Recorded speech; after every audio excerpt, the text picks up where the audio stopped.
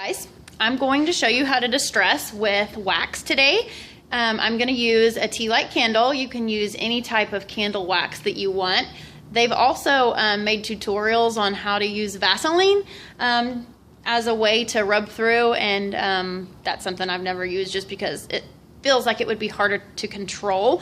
This is a lot easier. It's just like using a crayon, really. You could probably use a crayon. I've never tried it, but I bet you could use a crayon if you don't want to use wax or don't have wax for my candle. It's not melted. Everybody thinks that you have to like melt this wax and like layer it on, and you don't. You just take it like this, just how it is, like in tea light form or whatever type of old candle you want to use, and you're gonna take it and look down at your furniture and whatever raised spots that you have on your furniture that would normally have some wear and tear on them.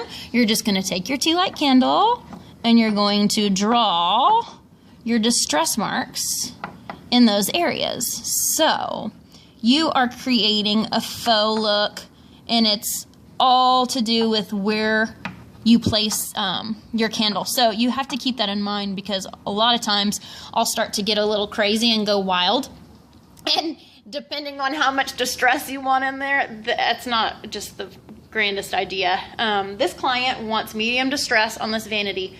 So what I'm going to do is it's going to be all brown underneath. That dark wood will show through, white over the top of it. So whenever I go back in and start sanding it all down in the areas where I've put my wax, it's going to reveal that darker wood that's going to shine through and look fabulous. So you guys can do this. It's super easy. The only thing that I would say is just make sure that you're very mindful about where you're putting this, because it could look great or it could look like junk, or as poo-poo that everybody thought was so funny the other day.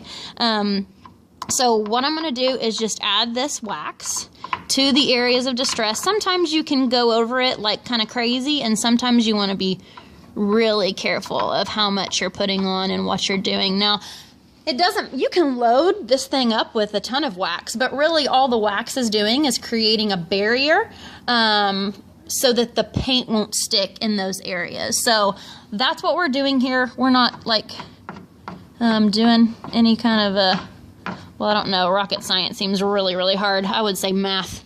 At least it's not math is what I'm saying. So you're still putting on this candle wax in all of your high raised areas. Whenever you get up to the doors, you want to make sure, I wouldn't go around like every little area of the door, because it's going to have too much brown shining through, or it might not. It just depends on your preference. But I'm just going to put it in a few areas that I want to see some brown shining through, but I don't want it to be just like I don't want to have a ton. You can see on here, kind of, it's just going to be one little area there.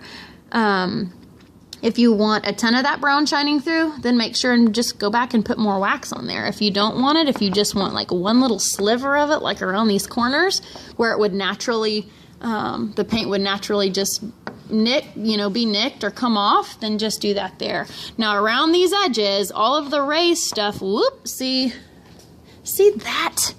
That's what you have to worry about. Like sometimes your little wax will kind of go haywire on you and it'll go over to the side.